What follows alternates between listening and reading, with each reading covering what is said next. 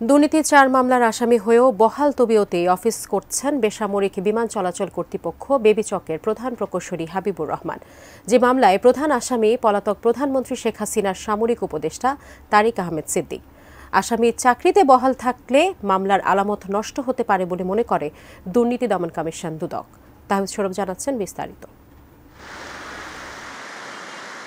দেশের ৩টি বিমানবন্দর থেকে ৮০০ কোটি টাকার বেশি লুটপাটের অভিযোগে দুর্নীতি দমন কমিশন দুদক ৪টি মামলা করেছিল ২৭ জানুয়ারি। যে মামলায় প্রধান আসামি করা হয় ছাত্র জনতার অভ্যুত্থানে ক্ষমতাচ্যুত প্রধানমন্ত্রী শেখ হাসিনার সামরিক উপদেষ্টা তারিক আহমেদ সিদ্দিককে।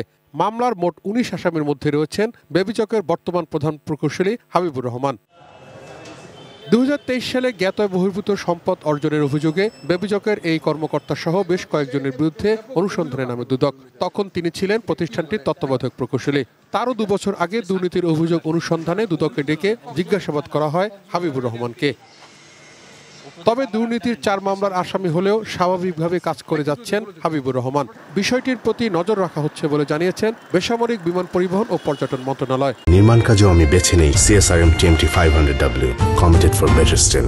৪টি মামলা করেছে। সরকারি কর্মচারী যে আইন এবং যে তাদের যে প্রবিধানমালা আছে এটা অনুযায়ী তাদের বিরুদ্ধে ব্যবস্থা নেওয়া হবে। আইন অনুযায়ী ব্যবস্থা নেওয়া হচ্ছে এবং এটি হচ্ছে আপনার নিয়মিত মন্ত্রণালয় থেকে ফলো আপ করা হচ্ছে।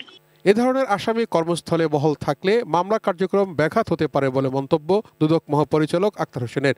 তিনি দায়িত্বে থাকেন সেই ক্ষেত্রে যারা সাক্ষ্য প্রদান করবেন অভিযোগ প্রমাণে তারা সাক্ষ্য প্রদানের ক্ষেত্রে কিছুটা ভয়ভীতির মধ্যে থাকেন। সেই ক্ষেত্রে তিনি যদি জামিনে থাকেন তাহলে কোনো সমস্যা নেই। জামিনে না থাকলে তাকে তদন্ত দল গ্রেপ্তার করতে পারে। দুদকের এজাহার অনুযায়ী হযরত শাহজালাল আন্তর্জাতিক বিমানবন্দর সহ মোট ৩টি বিমানবন্দর থেকে আত্মসাৎ করা হয় ৮১২ কোটি টাকা। তাহিদ সৌরভ, ATN নিউজ, ঢাকা।